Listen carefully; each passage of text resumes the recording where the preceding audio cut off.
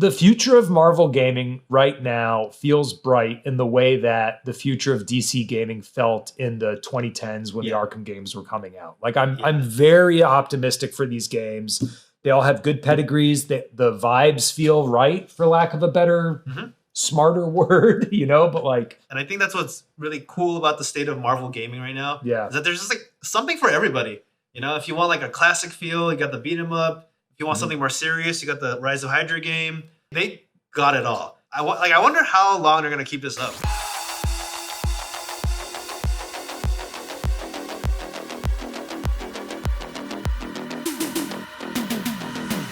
Welcome back to the Breakroom, everybody. Hello! Hi, it's me, I'm Brian. I'm Berg. That's Berg. So normally we're both behind the camera during the streams, but as the Breakroom's resident gamers, we're here to talk about the future of Marvel games and what we think about it. Like I said, I'm Brian Kim, the editor and producer of the Breakroom, and here with me today, careful walking down the street because he might beat him up. It's Alex Berg. Yeah, I'm like Zangief, but with less impressive chest hair. That's the only thing that's less impressive. That's it. Yeah. I wrestle bears. I look fetching in a red Speedo. Yeah. Heck yeah. But no chest hair. That's fine.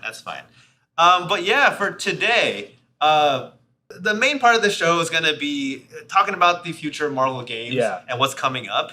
And I'll say overall, I think the future is bright. Yeah, 100%. And I do, and I say this as someone who, and I don't know if you feel the same way. We were talking about it a little bit in the office, but I don't want to put words in your mouth. Like, feel we all been burned a little bit by the state of DC games. Oh yeah, they came in I think the Arkham games really kind of set the tone, not just for comic book games, but for like a certain generation of single player, like action adventure RPGs for a while. And then nothing, I think you can include the Mordor games as part of that lineage, I think would be fair. And certainly the Spider-Man games owe quite a bit to that. Yeah. But like Suicide Squad was kind of DOA, and like I can't, aside from the spate of mobile games and like appearances in Injustice or whatever the fighting game is, like I can't really think of any other major DC games. Yeah. And they have such a roster, it's crazy, At least not to the extent of Marvel, because like we're gonna get into it, but I think what's cool about Marvel games is like there's so much variety and like different kinds of depth to the games. Yes. There's a fighting game, there's beat 'em up, side scrollers. There's single player games. Yeah. And you got the hero shooter, you got Rivals. Yeah, exactly. Which is, I tried playing that when it came out, and it's just like not my genre. But it looked good, it felt good, the characters felt distinct, like Jess seems to like it, and she plays that type of game more than I do, But yeah, at a certain point, like DC's video game output became Fortnite skins. And Marvel seems like they're putting a little bit more thoughtfulness into it, and they've got good studios partnered. So I'm excited about it. 100%. I think it's funny just because in terms of like heroes go, I still think like Superman, Batman are like the top tier one. Yeah. So it's crazy that there hasn't been a lot of like, other than the Arkham series, like after that stuff, like what else is there? Yeah, it is wild, because also the Arkham series, that combat felt so good. Yeah. And even the Mordor games, which I'm going to keep lumping in with DC games, even though they're not. But the reason I lump them in is because the Nemesis system was originally developed for a Batman game that was going to be you recruiting Penguin's goons to fight against Penguin. Interesting. And then for whatever reason, they I think they had a thing where like they had to put out a Lord of the Rings game to keep the IP after like Return of the King and those various other games. And so they switched it over to Mordor, and like those games are great, but like that could have been you running around Gotham like scaring goons into that would have been so fun. That'd be crazy. Yeah. Well, we're getting ahead of ourselves. We're going to be focusing mostly on Marvel because they're the ones making more of the games. Yes, that's a great point. I want to just set the frame as I am always optimistic and frequently heartbroken, but I think with the Marvel games we're going to talk about today, we'll be pleased. Yeah. So we're going to go in basically release order of what like kind of games are going to be. So the first one that I want to bring up is going to be Marvel's Deadpool VR game. Yeah. So I was kind of put aware of this like a little bit ago. This is like the first of the Marvel games coming up soon. It's developed by Twisted Pixel Games, who have made a handful of VR games before in the past, like Wilson's Heart, B Team, Defector, and the Path of Warrior games.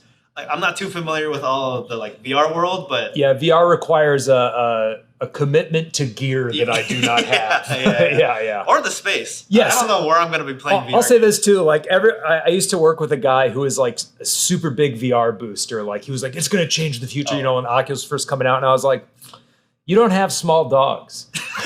You know, like I think if you have a small dog, it's like significantly it's like I can't imagine I'm like fighting a bunch of guys while I have a chihuahua humping my leg for attention. So right. I didn't even think about that. You know what I mean? Like you'd be like squishing them. You never see a small dog in a VR commercial. You know, like you never will. No dog toys in the background, nothing to trip on. Yeah, I also have cats, so that's gonna be a problem. Cats go everywhere. Freak them out. Freak them out, swinging things around. That's crazy. But I do like the potential of VR. I just think it's never going to be a reality for me in my home. 100%. Yeah. But we still want to talk about it. Yes, so for what sure. we're gonna do is get a look at the trailer. Check out this trailer. So this is the trailer for the Deadpool VR game. Omega Red. All right. Lady Deathstrike. Everyone's red. Yeah, it's a very red palette. I like the kind of cell shaded art style. I'm a real sucker for that. Oh, so that's coming real soon. Yeah. Oh. Lady Deadpool. I didn't like the eager fingers. That was a creepy way to go knock on someone's door. Listen, Deadpool, given his character, he's a little creepy. Yeah, he could be a creep. He could be a creep. I think that, I mean, again, like, I probably won't ever get a chance to play it unless I'm at a friend's house, but that looks fun to me. Like, I think what I want from VR games is always not what VR games are meant to do. Like, I want a bigger screen where I can, like, Tetris Effect was my VR game. Where it's just like, I'm just in it, baby. Like, and this feels much more kinetic, which I think is more the point. It says the weapon is, thank you, Ilke, saying the weapon is Mojo-near, a Mjolnir parody. Oh, okay. That makes sense. 'Cause I was going to say. Makes total sense. I was like, Deadpool's worthy. All right. Yeah, damn. Is Deadpool worthy? I don't think so. Didn't know Wade had it in him.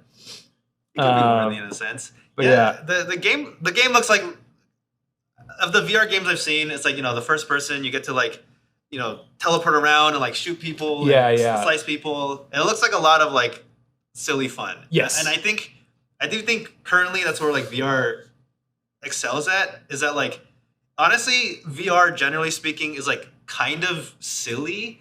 Like, because like when you see people play VR games, you're like wailing around. Like, you just look like a rag doll. You're like, like a Muppet that's too excited for its own good, just like doing this, but that's the high score move, And in the game, you feel cool, but outside you look kind of like silly. Yeah.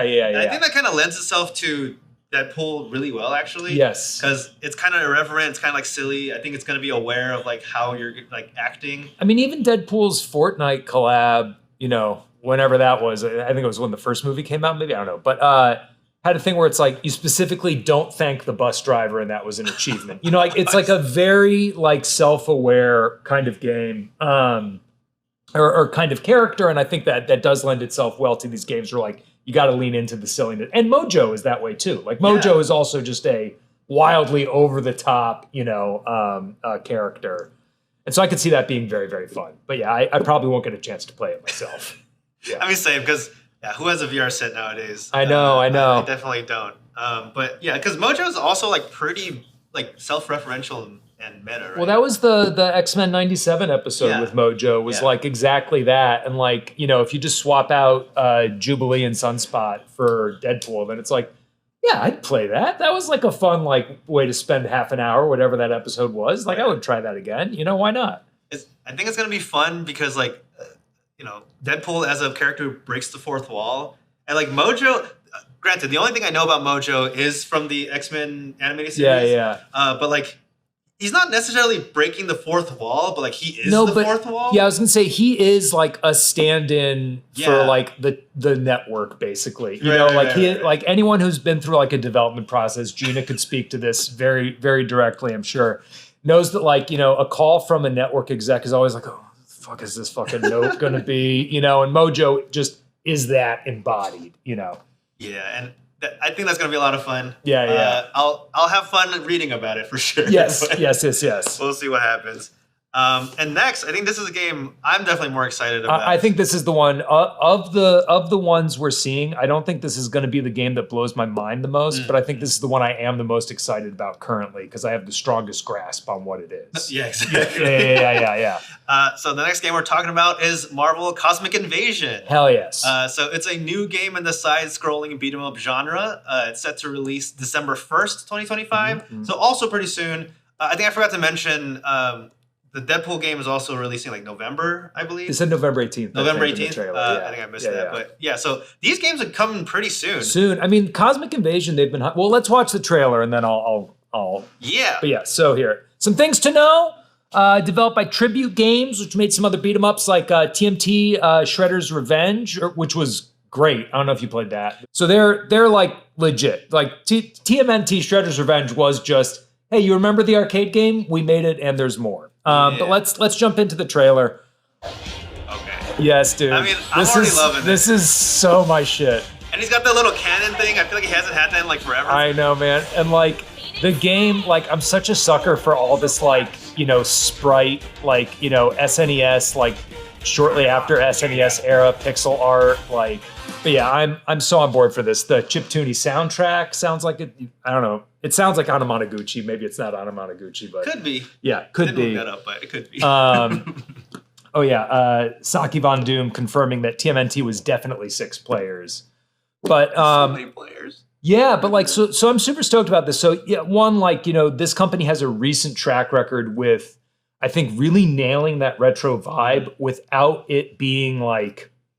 Sometimes that can be a little bit condescending. It can feel like a cash grab. And I think Teenage Mutant Ninja Turtles very much was like, no, you want a level where you're on a motorcycle. That's fun. We're going to have you fight Bebop and Rocksteady in their like, you know, truck or whatever. And it was just rad. And it also had some like minor like RPG elements where like the more you played, like, you know, your characters would get like a little bit more health or like a little bit better of a jump attack or something like that. And it wasn't... sometimes that can be like a lot to keep track of. It'd just be like, that's not what I want from this. But it was just enough that the sense of progression was just enough to make you go like, well, I never play with April. I'm going to go play with April so that, you know, like she's all leveled up. And with the amount of characters they have in this, it feels like there's a lot of replayability there. I mean, like, beat 'em ups are like a classic because you just like so good. You put it on, you just play. It's like a mindless game, yes, in a good way. In a good way, yeah. But yeah, I mean, the amount of hours I've spent playing things like Golden Axe, just like you know. And like, I think what's interesting about this game, for me at least, like lore wise, this is like following like a nihilist, which like from what I understand, he's like the king of the negative zone or something. Yeah, he's like a Fantastic Four villain, or at least in Ultimate Fantastic Four, I think he's the one who like they run into. He's mostly a Fantastic Four villain because like Reed is involved with the negative zone and stuff like that. And that's what the cosmic aspect of this game I think is related to that, and we got a lot of cosmic characters. Yeah, I do think it's interesting that there's like not a lot of Fantastic Four rep for a game like this. Yes, I didn't notice it until you pointed out, but watching it, I was like, hey, this is a lot of X-Men. Yeah. Which is like, great, no complaints. You know, like that's fine by me. But it is pretty funny that, there's not, I mean, I guess Beta Ray Bill is pretty cosmic, but like the thing that's interesting to me about this game is, you know, in the Simpsons arcade game, you know, back in the day or whatever, like, everybody had a different like pair up attack, you know, like, you know, if you had Bart and Lisa, they would have like sit on each other's shoulders and do something. I think Homer would like launch Bart at people and stuff like that.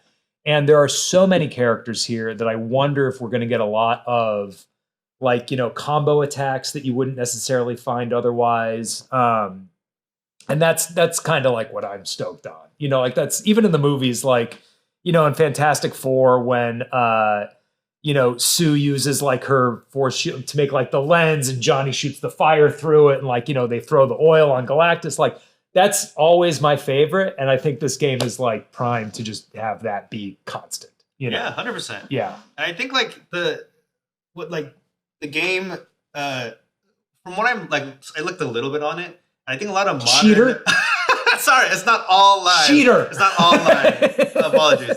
But like I said, you've been prepping for this episode. I've been like, I don't know, I got to write more copy for Blue Chew. But like, I think what a lot of modern beat 'em ups do that I've noticed is like kind of put more of the fighting game elements and more particularly like combos, and, like assists and stuff that I'm seeing with this game. Like you can do a lot of combos, and I think you can also.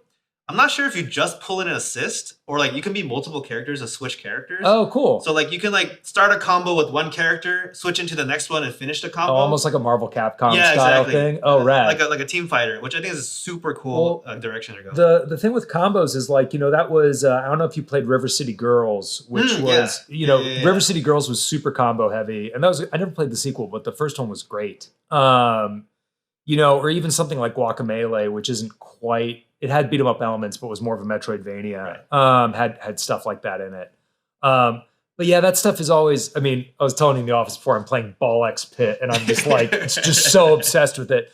But like that game has like a very Binding of Isaac feel, where it's like, well, hey, there's all these weapons, but here's these crazy secret combos you can do that are kind of game breaking. Similar to Balatro or any of these like deep roguelikes. And especially with Absalom out in the ether. I kind of want to see like a little bit of that kind of like, yeah, hey, the more you play, the more of these secret combos and stuff you'll uncover from Cosmic Invasion. Yeah. So yeah, we will see, but I'm very stoked on that. I'm very stoked on that. Also, I just love local co-op, man. Like 100%. I felt, 100%. I never quite like fully latched into like online co-op. I'm not like I get sweaty in a headset. Like it's not quite my thing. So a couch co-op game is like, I'm always super stoked for it. The Breakroom set is full of collectibles for a simple reason. We love them. We love collectibles. It's so satisfying to complete a set. It's so fun to have something to display. And if you're in love with a fandom, the more ways you have to engage with it, the better. That's why we were so excited when Fandrop reached out to us. We get to get in on the ground floor with a new awesome collectible. This is destined to become the next must-have collectible. Fandrop is where art and collectibles collide, where its unique execution captures iconic moments throughout the history of the world's biggest franchises. They're launching with Star Wars. Look at this guy. Oh, this is what the box looks like. And then when you take it out of the box, look at this. With Star Wars, Fandrop showcases the most epic moments that all fans will love. This is Luke and Darth Vader colliding. What we love so much about Fandrop is how each one frames up epic moments in a displayable diorama that Star Wars fans will love using sculpted figures. Plus, each Fandrop comes with an iconic artifact, an integral part of the epic moment, or sometimes a consequence of it. These artifacts can be common, rare, or ultra rare. Also included is a collectible scene marker in the form of a collector mini print and displayed on the back of the diorama. Either a movie poster or a comic book cover. My personal favorite is this Mandalorian and Grogu team up versus the Mudhorn from season 1 of The Mandalorian, where we get to see Grogu use the Force for the first time to save Din Djarin, and the artifact is the Beskar armor with the Mudhorn signet. Check out the Fandrop Star Wars collection, each with an epic scene depicting 2 iconic Star Wars figures. There's 4 dioramas to collect in Wave 1, available now at major retailers. Yeah, I think that's a great point that you mentioned about like the like team synergies, and like other games like do similar things where like synergies is what's important. Yeah, like, creates the replayability. Yeah. That like I wonder if that's what they're gonna do in this game, and I would hope so, because yeah, I think because of the like local aspect and your like characters playing together, walking together, to have like player synergies would be a lot of fun and would create like a lot of like discoverability that I think a game like this would benefit from a lot. Yeah, because it encourages you to be like, oh, I wonder what like Beta Ray Bill and Phoenix go together. What kind of combo they're gonna make. I mean, really, like this is, this comes out beginning of December, so like my thing will be like, I have to unlock all the characters before I go home and like hang out with my like nephews and nieces and stuff, so that I can be like, all right, now we can all play. I got it covered. Like everyone's character's just as strong. Like yeah. Thinking about others while playing games. Yeah, I do it out. I hate video games. I hate them. You do it for others. Yeah. I think they're for losers. Yeah, I have several max level Diablo 4 characters for the people. Right. Yeah, I do it yeah. so other people have fun. Yeah. I hate it. It's torture for me. I keep trying to throw out my PlayStation and my girlfriend won't let me. That's so funny. But yeah, I think this game's gonna be pretty sick. I'm excited for it. I think it'll be very fun. I think I'm throwing it out here now. This is not really to anything, but like I think what would be fun is while we're talking about these games, we should play these games and do like a review thing. Oh, I'll or absolutely play it do that. live. If you guys want us to play games live, let us know. You guys know I hate it, but I'll do it for you, the fans. Yeah. I hate video games. It hurts my heart. But if we have to play Cosmic Invasion on camera, look, I'll find a way. Yeah, but I think that'd be a lot of fun. And also, yeah, we get to more officially review these games after it comes out. I think that'd be... I mean, what's really going to happen, this game comes out December 1st. I'll come into the office December 2nd like, okay, so here's... I figured out the way the progression system works. 100%. And it'll get me to actually finish a game. Yes. I'm a gamer, but I have a really bad habit of dropping a game in the middle, and I'm like, I can't. I hear you, man, but I actually think that's healthier than what I do. Which is like, if I like Silk Song, I loved Silk Song. I really think it's a masterpiece. But like, I was trying to finish Act 2 before Hades came out, and then I was trying to finish Hades before Katamari and Bollock's Pit came out, and like, it turns it into a chore, and I think that's why I hate games. But I think that's like a bad mindset, I think what you're doing is healthier. Like, yeah, I play it while it's fun, and then I move on to the next fun thing. Like, I think that's the better way to do it, genuinely. That's true. I guess if you treat it like a toy, that like makes sense. Like, okay, I'm done with the toy. Play with it for a little bit. Yeah, exactly. But if you treat it like an experience, it's like watching halfway through a movie. I'm like, all right, I'm done. It's like, no, you gotta finish the movie. Yeah. You can't just be done with the movie. Yeah, but some games, like if you were to play Last of Us Part 2 halfway through, I'd be like, no, you gotta finish that. Silk Song, again, I love, but I think like after half of that game, you're like, yeah, I get it. Right. Yeah, it's more of this, but harder. Yes, exactly. Yeah. That makes sense. But yeah, just real quick for people who are curious, the playable characters of this game is going to be Iron Man, Phoenix, Wolverine, Venom, She-Hulk, Black Panther, Captain America, Spider-Man, Storm, Rocket Raccoon, Nova, Phyla Vel, which I'm not too familiar who she is. I have no idea who Phyla Vel is. It seems fake. It seems like you slipped in one fake name to trip me up. She's like a Kree character. I think Marvel's daughter in the comics. Oh, yeah. And then there's Beta Ray Bill, Silver Surfer, and Cosmic Ghost Rider. So we got some cosmic characters there and some grounded characters. Again, a lack of Fantastic Four characters. I feel like, surprisingly, there's not a lot of Fantastic Four games, even though they're like such a big name in the industry. It's got to be. I have two thoughts. One is it's a rights issue. It's like some weird thing. Like actually, TriStar owns Fantastic Four, and you're like, But DLC, baby, they're gonna put that out as DLC. I guarantee it. I was thinking. Okay, that makes a lot of sense. Yeah. Okay, so what we're going to do next is why is this so small? I don't know. Okay, yeah. Marvel 1943, Rise of Hydra, early 2026. You can't see this, but for some reason I made the text tiny. One line on the teleprompter is small enough that if it were on your regular computer screen, you'd be like, who did this? Who makes tiny text? The next game we're going to be talking about is the Rise of Hydra game. So this game was made by, or it's going to be developed by Skydance New Media, which is a relatively new studio founded in 2019. And this game seems to be their first like big project. Which great, like A+, yeah. It's a really good project, and it's not like the studio's new, but the people working on it has been. They're not coming in with like a bunch of fourth graders, So like. One of the big names is Amy Hennig, who is the president, who is also the lead producer and writer for the game. And if you're unaware of who she is, she was actually the creative director and writer for all the Uncharted series. That's probably her like biggest game. Yeah, I mean, I think maybe she wasn't on 4, but like certainly like she was pivotal in the first 3, and like I think she might have been. I have it in my head, and I don't know what the source for this is, so please like take it with a grain of salt.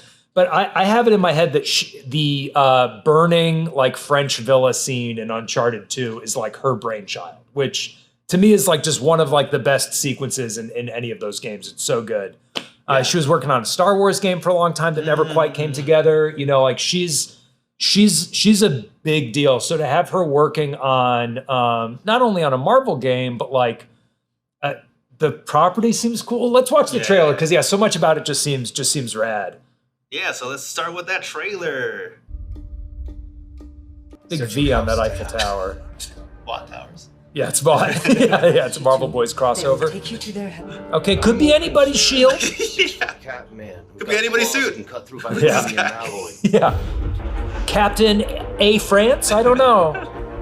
It looks great, Yeah, man. it looks great. Well, am I not? Yeah. That's like the I never freeze. Yeah. Oh wait, so they're like Who the hell kind of are you? Yeah, enemies to lovers. enemies to lovers. Yeah. I'm shipping these two already. You got guys, friends? please, Hydra's the bigger threat. Quit being dumbasses about it. Not 2025. This game is coming out early 2026. Not really sure when that could be. I guess Q1. Who knows? But I mean, this game has quite a bit going for it that I'm a sucker for. You know, love a single player action game.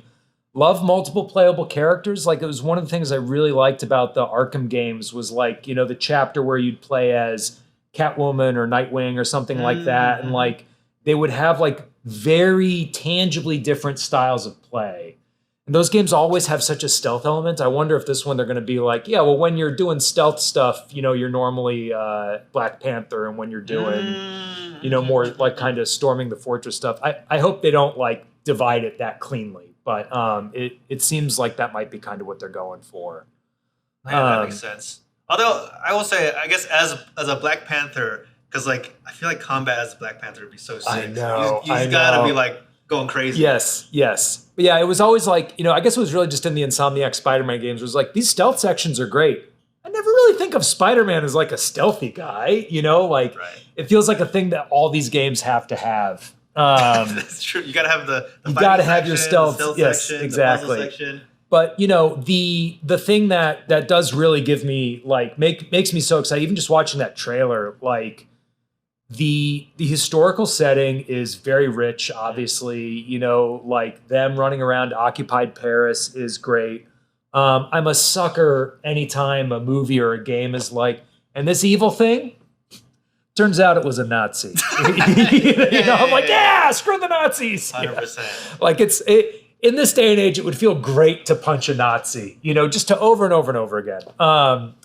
But so I think like the historical setting is really fun. And I think the most recent Spider-Man game from Insomniac had some like really great cinematic set pieces that I think were just by virtue of being a different medium able to do a lot of very fun action pieces that movies can't. You know, like there's a certain adrenaline and like pride and accomplishment when you're the one pulling it off. They can go on for longer. Budget's a different thing, you know, like, and I think this game will have that in spades. Yeah, and I think like what's, you know, it's a Marvel game, but like as a story that involves like, you know, like World War II and like espionage and all that stuff. I feel like that like also not requires, but like it helps when the story is like expanded a lot more than just like, you know, 2-hour movie or even a TV series. Yeah. When it's like a game, you really get to like live in those moments. Yes, and, like, for feel sure. how it feels to like, you know, be a spy or do like a hero mission or something like that. Yeah. And because like, you know, I think the Uncharted series like did a really good job in like pushing video games as like a storytelling medium. Yeah. I don't think you get Last of Us without Uncharted. I mean, it's all Naughty Dog, so obviously, but like, right. You know. But because like Amy is like heading this project, I'm pretty like excited for like what kind of stories that she's gonna tell. I'm pretty confident that the story itself is gonna be like really compelling. Yes. And like, and the voice, even just in that trailer, like the voice acting is on point. Like everyone's leaning into it, you know, like.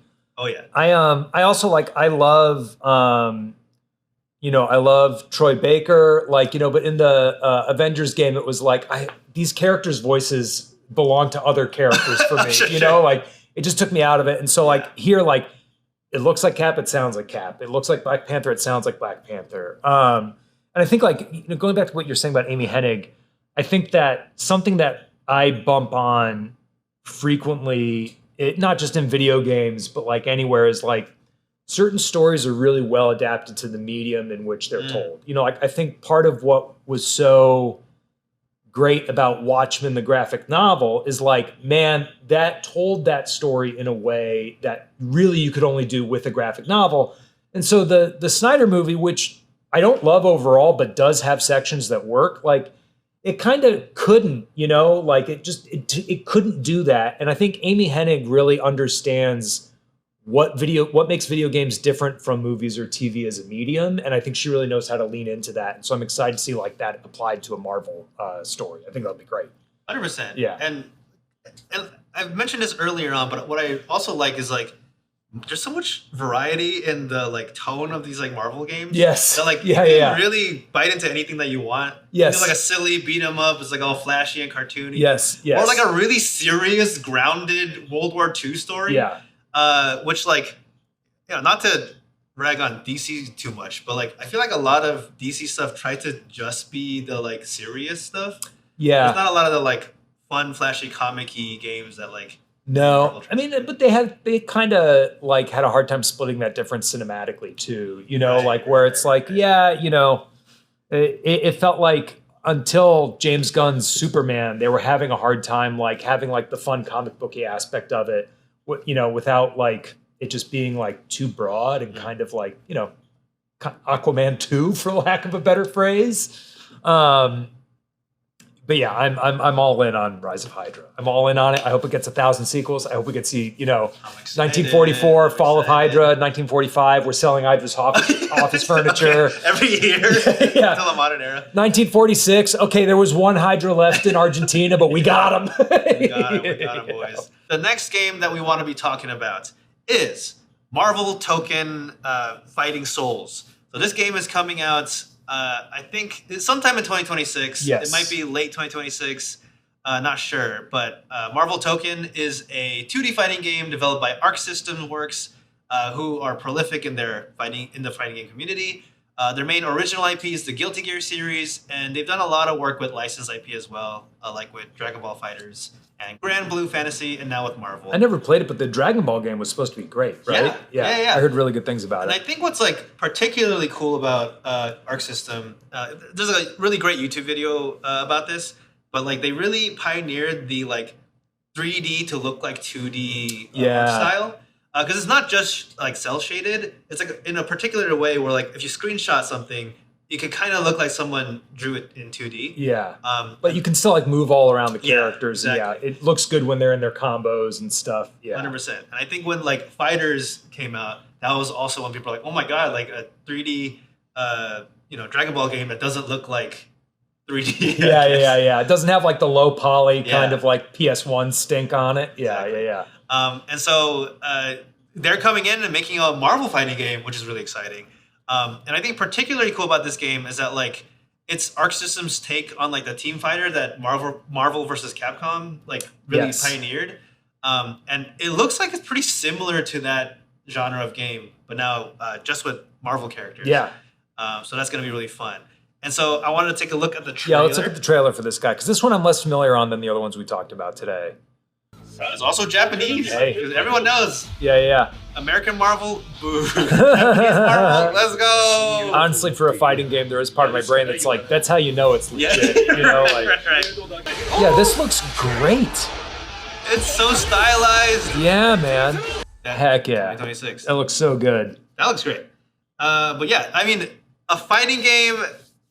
It's funny because I think fighting games are actually, they're not too popular of a genre because of how like difficult it is to get into. Yeah, it feels like there's like a hurdle to entry, and then I think they're also so, at least in my viewpoint on them, you know, in the past like 10, 15 years, they've been so dominated by the big like, Evo, like fighting superstars or whatever, that when you watch clips of them, you're like, I can't do that. You know, like, like I remember when whatever the most recent Smash Brothers came out, and I was like watching some clip, and it's like, you know, it was like Evo, like it was like a guy playing with like Piranha Plant versus Robbie the robot or whatever. And I was like, these two characters, like for me, as with my skill levels, like these two characters suck so bad. And then you watch these guys and it's like, they're like ballet, you know, they're acrobats. Like, and that's how I always feel when I watch fighting games, is like somebody who's very good at them always makes me feel like I have no shot at getting involved, you know? But I think hopefully with this game, and this is with like any IP stuff, like with an IP, it might like bring in people who wouldn't have tried it otherwise. Yeah. And like, especially because this game, it looks so good. It looks so good. It's so clean. I love the art style. It gives it a little bit of a flair with like how the designs of all the characters. Like Iron Man kind of has a more of a Gundam-y look to it. Yeah. Classic Iron Man. Yeah, oh God, why am I blanking on the name? Well, Kamala Khan, whatever her superhero name is. I think it's Miss Marvel. Marvel, yeah, but like she looks so like straight up like, you know, chibi anime, you know, kind of a thing. Whereas like Storm looks like hardcore anime, you know, like 100%. It's great, yeah. But they all fit together, which, you know, I think is great. Something that the most recent Mortal Kombat game did that gives people like me hope for fighting games in general, and maybe Marvel Tokon will do the same thing, is like they kind of did have an idiot mode, you know, where you're like, I'm just going to press square a whole bunch and cool stuff will happen. And if that idiot mode gets good reviews, then I may check it out. I think so, because I know like Street Fighter right now is like that's still the king of the fighting games. And I think what made them retain its popularity right now is the fact that they have their classic controls, which have, you know, your motion inputs. But they also have modern controls, which like simplify controls like a lot. Yes. So instead of doing like, you know, a dragon input, like a Z input punch to do a Shoryuken, you just press forward punch. And that will be the Shoryuken. Simplifies it. Makes it a lot easier and makes it like so that people who want to get into the game but like don't want to like practice. Yeah, it's like a great accessibility option, you know. I mean, the most I ever got into a fighting game was in college. I did a lot of time in Tekken Tag tournament, and it was always like, you know, no one was allowed to use Eddie Goro. You can't use Eddie Goro; it's a cheap character. You know, I was a P-Jack main, but like I had one friend who was really good with Xiao Yu, and I was like, I'll never be able to compete because he knew every combo, and there just wasn't any accessibility option like that. But yeah, hey, Marvel Token. If you're looking for accessibility, you got to do it. Do it, Token. I dare you. Because it's a Marvel IP. I think it like lends itself more to like casual audience. Yeah, you want a little bit. Again, couch co-op is something great. Fighting games are super good for, but like I don't know, they'll put that in Dave and Buster's, right? Like they have to have. Sure, like a cabinet. There's a bar in Portland I went to that was having a Street Fighter tournament on a giant TV above the bar, like this like pinball arcade place, and I was like, this is my jam. I have to go catch a flight, but this is my jam. You know, we need more of that. We need more. As a fighting game lover, I'm not good at fighting games, but I love it. I would just love for more people to, you know, be a part of the culture. Okay, we got a little bit. We got an inside scoop here on Marvel Token.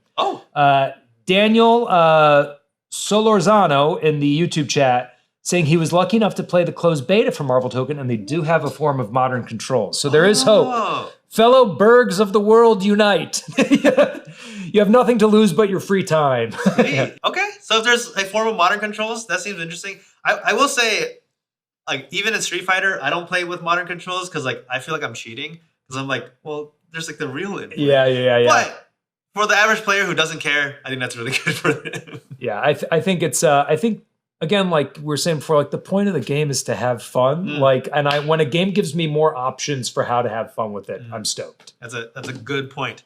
Game doesn't have to be work. It's not doesn't have to be martial arts. You can turn it into work if you want. Yeah, you can find a way. Trust me. But you should make it fun. You can be falling asleep at night, going like, okay, well, if I have 4 gold mines in Ball X Pit, and then I have like this many dense wheat fields, like That's how a lot of people have fun nowadays. I know. Maximizing. I know, min-maxing everything. Just like falling asleep with like Hades in my head going like, I think I can get my Hephaestus blast charge down below a second. If I get the Poseidon infusion boon, you know, like too much. You know it's a real gamer. Yeah. That's how you know I'm a fake gamer because I refuse to look at guides because I'm like, I don't want to optimize my gameplay. No, it feels like cheating to me. Yeah. Yeah, like, I don't want to know. Was It's the like, best. because when I was a kid, it was like you'd have to go to like Prima, you know, like you Right. got like one of those things. And like, if you had that, it was a little bit like, well, yeah, you beat it, but did you beat it? You know, and I still carry that guilt with me. Exactly. Um, True gamers. yeah. We don't look So up things online. Well, no, I'll look stuff up. I'll just feel incredibly guilty about it afterwards. I'll be like, what the fuck is this thing I just picked up? I'll be like, God, I should have waited. long I as would you have feel found guilty. out. Yeah. That's all that matters. Yeah. Yeah. So long as I'm not enjoying it. That's the important thing. That's right. Yeah. Yeah. Gaming is work. Yeah. Yeah. Yeah. So after that, the next big thing, I think is the latest in 2026, is going to be the Wolverine game from Yeah. Insomniac. So this game is developed by Insomniac Games, who made all the recent Spider-Man games. And we're gonna see what this team can do with like a character that's a lot more violent and a lot more like on the ground, because Spider-Man's Yes. swinging around. I want to see what they Yeah. can The do. combat in the Spider games was very aerial in a way Yeah, that felt right, fitting. right. But yeah. Yeah. Very different. It makes sense. And like they also did like the Ratchet and Clank series and like the Spyro series. It's Yeah. not like they're unfamiliar with that kind of gameplay. No, they've been around forever. And like, and again, the Spider-Man games are great. Yeah. And I wanna. So this trailer was actually, because it's like violent, I couldn't download it because it wouldn't let me. So I'm gonna pull it up right now. So Okay. I'm gonna cut beep Beep. the things I do for. Yeah, for new Rockstars and Breakroom. Yeah, I mean, see, look. I could have worn this. Could have been me. Yeah, then we would definitely got demonetized.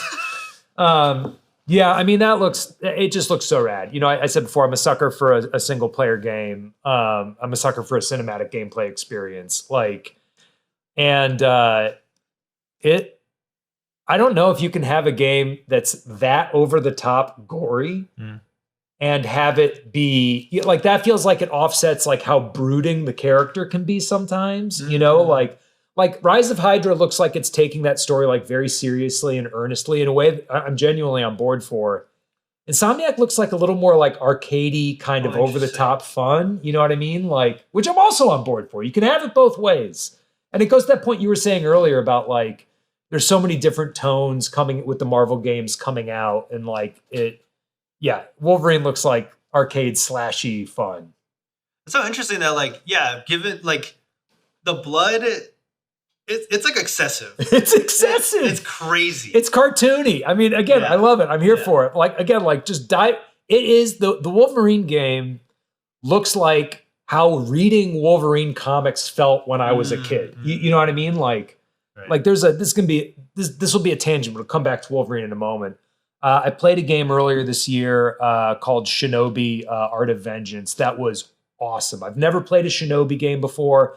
I think they were Sega games. I never had a Sega as a kid. And after I played through it, I read a review of it that was like, playing the Shinobi game is how the box art made you feel when you were a kid. And I think this Wolverine game is going to be how the comics felt when I was a kid, if that makes sense. Just over the top. Yeah. Great. Yeah. 100%. Yeah. I'm a little baby. I'll admit this. So Okay. the You could be a gore- baby. I could be a baby. I'm allowed. BBK, Baby Brian Kim. That's right. Yeah, that's what we call you at the office. All the official communiques. That's true. I feel like if I play this game, maybe I'll be desensitized, but like every time, like every goon you get, it's just like slice blood. Yeah. It seems like crazy. Yeah. I mean, because Yeah. this is the main reason why I didn't get into like Mortal Kombat, is because it's so excessively violent. Oh, really? And I was like, dude, Oh, that's so can't funny. be Yeah, but looking this at game's this. not going to be for you. Well, because it's so funny because, like, you know, the Spider-Man games, it's like Spider-Man doesn't kill anybody. But then you play that game, you're like, Yeah. I don't know, man. That guy got launched. Like, even, you see the little web, so he got launched off the roof. You're like, that dude's not having a good life after this. You know, like, Get concussed. this is one of Fisk's goons just going to be in traction for the rest of his life. But yeah, it looks so rad. So rad. And I think for a Wolverine game, it kind of sort of needs it. Yeah, it does fit the character. You know, like for Spider-Man, it would have felt insane. Even Yeah. with Venom in the second one, Yeah. it would have felt insane if everything was like over the top gore. You would have been like, nah, he's a friendly neighborhood Spider-Man. You know, like this isn't right. Yeah, especially because Wolverine has the claws. Yes. Like his weapon set, his power set is to like Yes. maim and slice. Yeah. So you kind of gotta see, like, if it slices through an arm, then the arm has to pop off. You know, That's gonna be- something I'll say for Insomniac is, you know, in the second Spider-Man game, there was a side quest where, as Miles, you were trying to recover all these like jazz instruments for a local museum, jazz museum's exhibition. Like someone had stolen like all the saxophones and stuff. And I was like, yeah, you know what? That feels Spider-Man. You know, like it's local. It's like heartwarming in a way. Wolverine, if he did that, I'd be like, no, dude. You know, like, he's not Logan, doing that side ain't you. quests. Yeah. He's not helping the local musicians. I want to see him like brooding, half drunk, you know, just like slicing his way through his feels. You know, like that's and the trailer gives me all of that. I wonder how much of the other X-Men are gonna like be a part of this story, because like we saw like a little instance of a Mystique. Yeah. She's there, so clearly like other people in the X-Men universe are involved. You know, Yeah. Insomniac has a pretty good track record with the Spider-Man games of like, hey, Black Cat will show up for like one, like in Spider-Man 2, she had probably the most fun of the side quests. And then in the first Spider-Man, she had the best story DLC. They had like 3 DLCs. Most of them were just like combat challenges, but she had like a really great story DLC. They do a pretty good job of mixing in the rogues gallery. Like, I bet what they'll do is have kind of like 2 main villains, you know, the way they had like Kraven and Venom in Spider-Man 1, you know, and then they'll have just like, and along the way, look at these lovable scamps you run into, you know.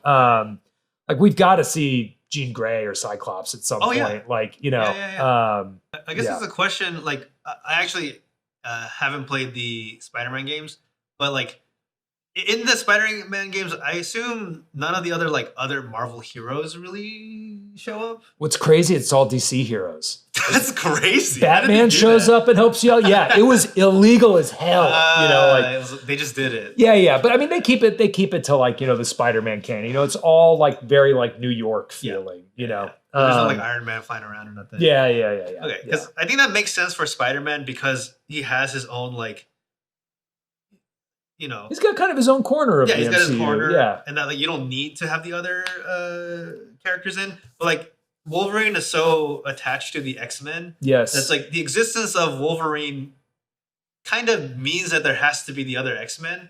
I mean, the one, I wonder what the you know, like. if you're going like first act of the first X-Men movie, basically, you know, and it's like Wolverine out in the wilderness, you know, like, and he's just doing his own thing. But like, I don't know, there was a Sentinel. No, yeah, exactly. Like, you know, the like Sentinel's involved. Yeah, like X-Men.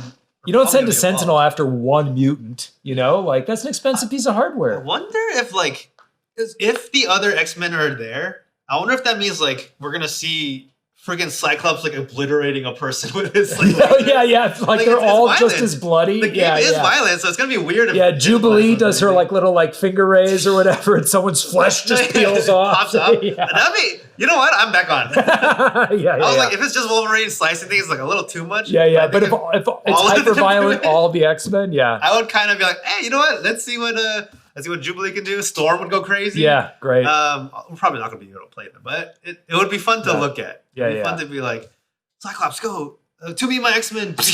Like, but I mean, I think just like just the games we looked at today, and obviously there's a ton of stuff happening on mobile, you know, which I think I'm more tuned into because I have to write ad copy for every mobile Marvel game that comes out. But like, the future of Marvel gaming right now feels bright in the way that the future of DC gaming felt in the 2010s when the Arkham games were coming out. Like, I'm very optimistic for these games. They all have good pedigrees. The vibes feel right, for lack of a better, smarter word, you know. But like, I don't know, good vibes. That's all I need. I think that's like, you know, for people say this on like New Rockstars all the time, like, you know, just having more stuff is like always good. And I think that's what's really cool about the state of Marvel gaming right now. Yeah. Is that there's just like something for everybody. You know, if you want like a classic feel, you got the beat 'em up. If you want something more serious, you got the Rise of Hydra game, like more cinematic. If you want something like cartoonishly violent and just like beat people up and slice them up, you got this Wolverine game. You can get yourself into a fighting game. They got it all. Yes. Which is really cool. And I wonder how long they're going to keep this up. Well, I think also like here's maybe just a fun segment to wrap up on. I'm doing this on the fly. But Genres. Okay, yeah, here's camera on me. Okay. People of YouTube and Twitch, here's my pitch. Send us your niche genres of game you'd like to see Marvelfied. And I'll start off with a couple examples. What would did you ever play Pentiment? Pentiment? Okay, great. That's the reaction I expected. So Pentiment was from Obsidian Games. It was an Xbox exclusive on Game Pass that was basically a playable medieval illuminated manuscript where you were investigating the murder of a monk copying books at an abbey in Bavaria in the 16th century. I want one of those for Marvel. I want Doctor Strange like reading through ancient tomes. I want Doctor Strange Pentiment. Like other niche genres. Like what would a Marvel Katamari game be? Like Katamari is such a genre, and those games are so good and so fun. Yeah. But like, what would that? Is it like Rocket Raccoon stealing shit from people and just like 100%? I wonder, like, granted, a lot of Marvel games are like they kind of lean towards either like those classic style or like AAA. Yeah. Like, I wonder if like a Metroidvania or a platformer is this style of like a Marvel game. Yes, absolutely. Or like that'd be pretty cool. I would love a Marvel like JRPG, like a Final Fantasy VI, but like with Marvel characters. Yeah. Like, let me pop in like the suplex combo for Sabin, but it's like a sprite of Wolverine or something like that. Like I would go ape for that. I'm trying to think of like other like deeply niche games. Marvel Baba is You. yeah. Baba is You, but Marvel. Yeah. Ultron is You. Oh my God, Ultron is You. Hell yes. Yeah, you're Ultron trying to program your way out into the real world. You're in your own body. You're trying to like come out. Dude, I love that. Ultron is You. That's so funny, man. Yeah, I'm trying to think. Now I'm like going through like, well, what are like the most like niche games I've played like in the past? Like, I'm a sucker for like, did you ever play Inside or Limbo from those games, like those puzzle platformers I thought were like so good. Like having something like that where it's like Professor X, like, moving things around with his mind, trying to get back to Cerebro, like, and then at the end you're still the giant blob thing from inside or whatever. Like would love that. But yeah, if you're in the chat, send in. Okay, here we're getting some here. Sarah Hatchadorian, never heard of you before, Sarah. Get in the chat a little more frequently, Sarah. Sarah's saying, what remains of Edith Finch in the far future X-Men edition? I like that. Very narrative, right? Like very like creepy, vibey. Yeah. We have Ilka, I'm so sorry. Kurt Lutepe. Marvel JRPG starring Charlie Cox as the main character. Like, man. Yeah, so on board for that. Iceman Matt has a pitch. Damage Control Marvel City Builder. Dude. Teams around to repair the city from superhero villain fights while trying to build a city. Dude, that's such a good, like a SimCity 2000 era. Like there's always some giant beast like, coming specifically through. to protect from like attacks. Yes. And you're like, no, dude. I didn't know he was going to attack the water tower. Yes. I just repaired that thing. Now no one has plumbing. Like. That's a good idea. Yeah, man. Here's a niche one. So before like SimCity blew up, Will Wright had a whole line of sim games. One of which was Sim Ant that I played on like a Mac Quadra 610. So Sim Ant Man. You're like, okay. Okay. Yes, it's like Ant-Man herding a colony of ants to greater and greater. It's just Sim Ants, but you're Scott. Oh man, and here from the Wicked Itsy, timely given that Final Fantasy Tactics was just re-released, tactical turn-based RPG. I never played Midnight Suns, but was that kind of what Midnight Suns was? The game that came out like 2 years ago or whatever? Right. I'm not sure. It was one that was like on my list it was probably the summer when it was like Tears of the Kingdom going straight into Diablo, going straight into Starfield and Baldur's Gate. When that was when my games as work life really kind of took over. But yeah, that's a great idea. Yeah, I'd also love I know Brian, I know you've played it, but for those of you playing Donkey Kong Bonanza, just pop the Thing in there. Give me the Thing smashing his way through, the Lower East Side, Yeah, I mean, like back in the 2000s, every IP had like a game tie-in. Yeah. And granted, there were like There was a lot of, we were just laughing about one of Amy Hennig's earlier ventures, Michael Jordan Chaos in the Windy City right. earlier today. But yeah. But bring more of that, man. I just like games are fun, and like I think what maybe the studio needs to do more. But like provide the IP to more of the indie gamers, or Yes. indie game developers. Well, like, so, Netflix just shut down Boss Fight Games, which is a huge loss because that means we're not going to get a sequel to Into the Breach anytime soon. But like, yeah. Into the Breach was kind of like a superhero 100%. tactics game, like in a lot of 100%. ways. It was great. I mean, I 100% did that game. I got that was one of my pandemic games, That would be the perfect skin to like the Marvel City builder thing. But yeah, I mean, I think in the current era of gaming, I think it's like much more indie game. Like this is the time for indie games. I think so many AAA studios have been having layoffs and stuff. Yeah. And I think when you look at, like a studio like Supergiant, for instance, or Team Cherry, are both obviously very big on my mind because of Hades 2 and Silksong, like the small teams that are answering more to a creative impulse rather than like a stockholder value or like, studio note seem to be really nailing it. And it's one of the things that makes me excited about Amy Hennig, because when she was working on Uncharted, Naughty Dog was kind of a small studio. Oh, sure. Like, yeah. before those games really blew up, they were kind of under the radar. They had like fallen off of all the Crash Bandicoot stuff, which I loved. I grew up on Crash Bandicoot. Yeah. But yeah, we're getting a couple other great suggestions in here I want to call out. Sarah Hatchadorian, Five Nights at Freddy's, but the dead kids don't get stuffed in suits, but Ultron bots. Hell yes. Astromech, Future Imperfect Hawkeye in a Wasteland RPG similar to Fallout. Like, absolutely. Like a big ass Bethesda style, like honestly, if Starfield was better than it is. And I say this as someone who's played like 200 hours of Starfield. Sure. Like there's a great game in there, but it is buried under procedurally generated fluff, and it's a bummer. But like that with the Guardians of the Galaxy, if you could just customize the Benatar and go do like a bunch of dogfights, like that'd be amazing. Yeah, Ilka, totally agree with you, Ari. Prince of Persia's recent roguelike game, like I think those, all those. Give me a Dead Cells, give me a Dead Cells type. Give me a roguelike. Give me a Hades type. I like all these. Spidey83 says Marvel Chess. that would be gangbusters. Honestly, yeah, man, dude, Marvel Chess, but it's just Charles Xavier and the Shadow King playing in the astral plane. Like otherwise, it's just chess. Maybe backgammon. But like that's all it is. True. I mean, there's like a world where there's like a MOBA game with Marvel characters, like League of Legends, or like a Musou game. What was the Hyrule Warriors? Was like such like a good pairing of IP and genre, and like that game's not winning Game of the Year anytime soon, but it doesn't need to. Like it's just a super fun hack and slash.